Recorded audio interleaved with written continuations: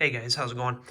In video today, what I want to talk about is choosing a good security company or choosing a company that is going to work well for what you want to do. Security takes a vast, wide range of different types of jobs and different types of expectations and what they're going to want you to do. Takes on a huge span of different types of roles. So trying to figure out a company that is good for you and what are some general things to look for the good and the bad is what we're going to talk about in this video. Now, the first thing before you do anything is you have to decide why you want to do this line of work. That's kind of first and foremost. And there's generally four categories of people who want to do this. The first category is people who just need a job. You're out there, you're just looking for a job. You don't necessarily super care that you're going into the security field. You just need something that'll pay the bills. Or it's an extra job to make a little bit extra money. Second category is people who are younger, maybe going through school for law enforcement, and you want something to kind of get your feet wet a little bit as far as dealing with people or interacting with people. Third category is people who are retired public safety, all types, not necessarily just law enforcement, who are looking to still keep their foot in the door a little bit and still have a job that allows you to have a little bit of an active role in still dealing with things but isn't at the law enforcement level. And then the fourth kind is the people who can't get into law enforcement and they're looking for a security job because they want something similar to law enforcement. And generally, we think of that category as like the Captain Do Too Much people. And the Captain Do Too Much people definitely fall in that category, but it's not the entirety of that category. I've worked with a lot of phenomenal people that because of some physical ailment or some physical issue couldn't get into law enforcement, but they're still wonderful people and they work really hard. I worked with a guy who he was in the academy and he shattered one of his vertebrae. And because of that, he couldn't complete the academy and couldn't become a cop. And he was a phenomenal worker. He's a phenomenal guy. He just couldn't because of that physical ailment. And there was nothing that he could do about it. It happened. So it's not that entirety of that category or necessarily the bad or the do too much, but the do too much people definitely fall into that category. The reason why you need to know why you want to do this is because it's going to factor into the type of job that you're looking for. If you're the type of person in that first category who just needs a job, I would stay away from the type of places where there's a potential where you may have to go hands-on, or you may have to deal with unruly people, or you may have to be in situations where you're getting cussed out, or may have to deal with people who may potentially draw a weapon on you or something like that. I would stay away from that category only because if you've never done anything like this before, you may not want to start there. However, if you're somebody who's looking to get a job in law enforcement, I'm not saying you should be looking for the type of security job that's always wrapping people up and all that kind of stuff, but you should look for a job that has situations where you actually are going to have to interact with people and de-escalate situations and learn how to work through problems, because that's what you're going to be doing as a cop. And then for the retired people, they kind of run the gamut because it depends on your retired. I've worked with retired people that have no problem getting their hands dirty still and getting in there. It doesn't bother them at all. And then I've worked with retired people who want nothing to do with that stuff anymore. They just want a job where they can still take a little bit of an active role, but they're done with the whole active side of things. And for the fourth category, generally those people are going to choose the jobs that are more active. But if you're the type of person that you can't get into law enforcement for a particular reason, you just want to be careful that when you do those kinds of jobs that you're not being the do too much guy, because that can hurt you in the long run. And you have to remember, you're dealing with people. The decisions you're making are affecting people's lives. You don't want to be out there handcuffing everybody, fighting everybody just because you got something to prove. In this video, I'm not going to talk a lot about like pay and benefits and stuff like that. We all know that when we're looking for a job that you should try and find something that pays you adequately for what you do and has decent benefits. I'm not going to get into all of that. We all know that security jobs generally are lower paying, but there are some decent paying ones out there. I work for one right now that pays really well. And now with the job shortages and stuff like that going on, there's more and more places that are paying a lot more money to officers to get them to come and work. So just hunt around out there a little bit and see what you can find, but I'm not going to get into that super a lot in this video. And the same thing with like promotion. We want to look for promotional opportunities, and that again is going to depend on the size of the company. It's going to depend on how long you're willing to be there. There's some great money to be made in the security field if you're willing to stick it out on the lower end positions and move your way up to a supervisor, manager, director position, whatever they call it. There's guys out there making well over $100,000 a year to be a director of security places, or even to be a manager, depending on the size of the company. There's money to be made if you're willing to stick it out. A lot of those things you're going to need a degree for, and you're going to need some more qualifications than maybe just as you apply for an officer. But those are things to look for as well, promotional opportunities, if that's something that interests you or something you want. When you're looking at a company, kind of going back to what I first started out with as far as the type of stuff they're going to be dealing with, a lot of the question is, well, how do I know? And you can kind of tell by looking at the company, where they're working, the environment that they're working in. Is it a place where the general public's going to be coming in and out of, or is it a place where you're going to be dealing with the general public if you're a mobile officer or something like that? Or is it the kind of place where it's just a business and you're going to be stationed at a gatehouse somewhere, or you're going to be just sitting at a counter somewhere and the only people you're going to be dealing with are the employees? If you're in an area where you're going to have the general public coming in and out and it's not a good area, then yeah, you're probably going to have to deal with some stuff. And I don't care how good or nice the business is, there are going to be times in that situation, especially if you work in a big city or something like that, you are going to have to deal with stuff. If you're working in a completely closed off business in a nicer area, yeah, you probably won't have to deal with very much.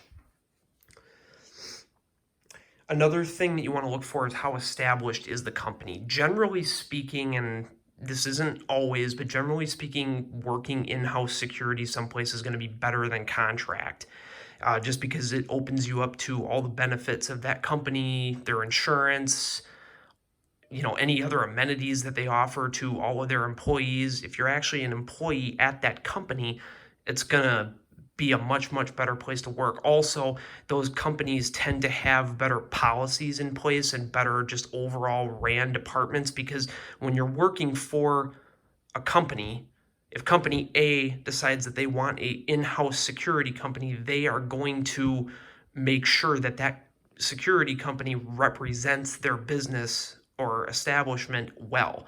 So they're going to have policies in place for their security officers. They're going to make sure that you're equipped to do what you need to do and that you do have nice stuff. And that's an advantage of working for a well-established company rather than working for one that's not. Just look at it. Is it a big name company? Do people know who it is? Does it stand out? Another thing to look for too is, are they giving you the equipment and the gear to do what they're asking you to do? I come from hospital security, and I can tell you right now, after working in hospital security in an urban area and all that kind of stuff, there is absolutely no way I would work hospital security, unless it was some small hospital in the middle of nowhere, without carrying something to defend myself with. Because of the nature of the potential people that you're dealing with, all the stuff that happens on the street, the shootings, the car accidents, the overdoses, where do you think all that stuff ends up in? And where do you think all the family members and the people who are on the opposite side of the equation, where do you think all that ends up at? It all ends up in the hospital. So that's just an example. There's a hospital by me that the officers don't carry anything. They carry nothing. And it's a city hospital where stuff does happen in there and they do deal with disruptive people and they do have times where people do get attacked and they have nothing to defend themselves with. They don't even have handcuffs to restrain somebody if necessary. You know, I'm not saying look for a place that, oh, I have to work for a place that's armed, or I have to work for a place that carries tasers, or I have to work for, that's not what I mean. I just mean that look at what they're giving you versus what they're asking you to do. Okay.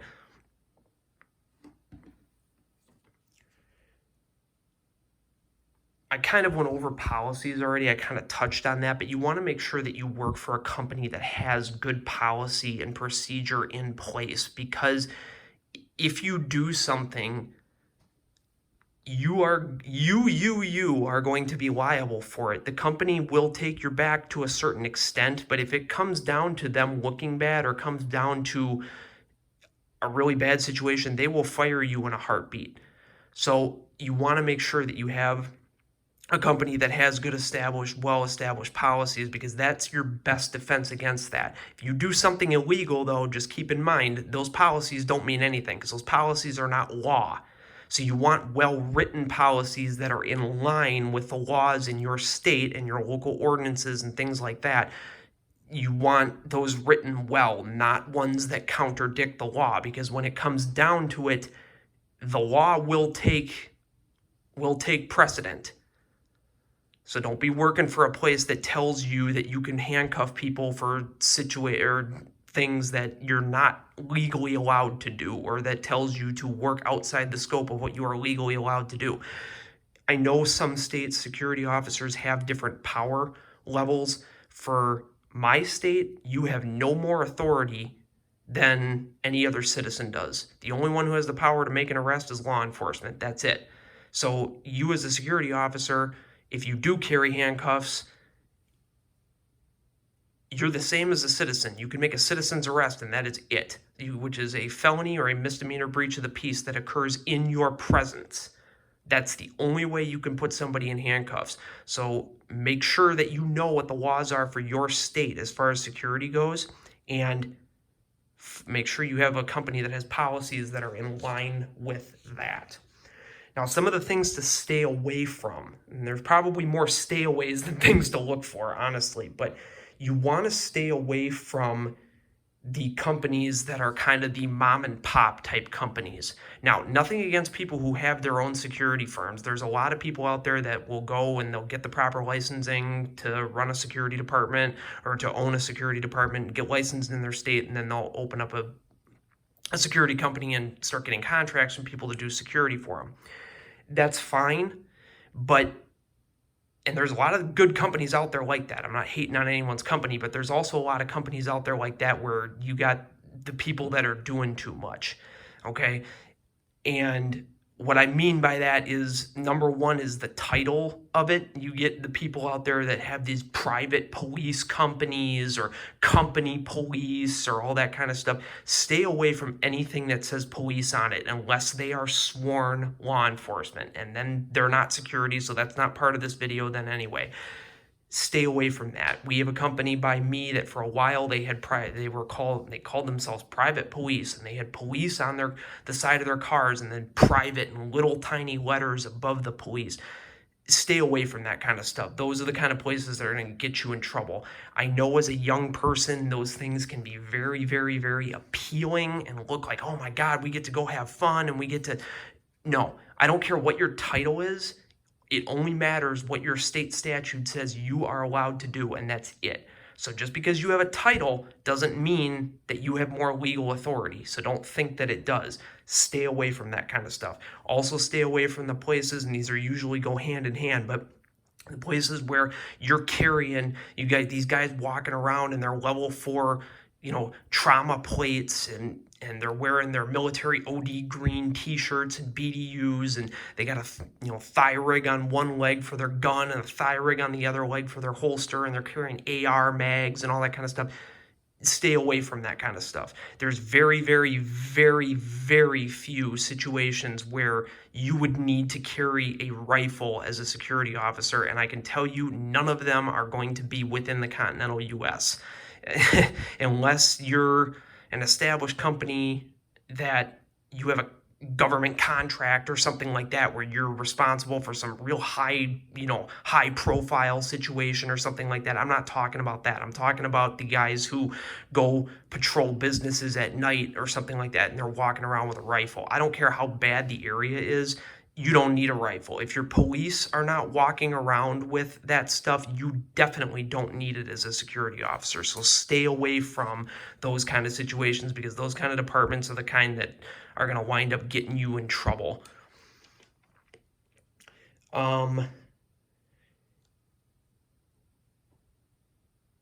Generally, I guess I would say illegal activities, to stay away from companies that do things illegal, which kind of also goes hand in hand with that same kind of thing. But just make sure that you have a company that is promoting you to do what is right, not promoting you to be out there detaining people unnecessarily or getting into confrontation with people unnecessarily. There's no need for that. Make sure that you have a company that holds you to a decent standard for everybody. And then the last thing is, stay away from places that, I kind of already touched on this, but don't equip you to do what they're asking you to do. Because there's the one side of things where you're carrying a rifle and you look like you're, going for a tour in Baghdad to go check on apartment buildings at night. There's those kind of companies, and then there's also places that don't equip you for what they're asking you to do. They're telling you that, if you see people, you need to approach them. You need to approach, if there's people sitting in a vehicle, you need to approach them and ask them what they're doing. Or if you see suspicious people outside, you need to talk to them. As long as they're on property, you need to talk to them and say, hey, what are you doing? But yet they don't give you anything to defend yourself with, or they don't give you proper uniforming so that people can see who you are when you're coming up, not just some random guy knocking on their window at 2:30 in the morning. You want to make sure that you are equipped to defend yourself if you work for that kind of place. But you also want to make sure that people know who you are from a distance, and that they know who you are, what you stand for. You don't want to be getting in the mix with people not knowing who you are. So, and that's pretty much it. Again, generally, I would say just kind of look more for the in-house places, more so than contract. If you're just looking for a job that just for some money, the contract may be okay. But if you're looking for an actual job and you're looking at staying and doing this for a long time, I would go definitely the in-house route. And if you can't get hired anywhere in-house, then maybe go contract. And then once you get some experience there, then go to in-house. But I hope this video was informative, guys. I hope I didn't ramble on too much. And we'll see you on the next video. If you have any questions, comments, concerns, feel free to drop me a comment or a question. Thanks.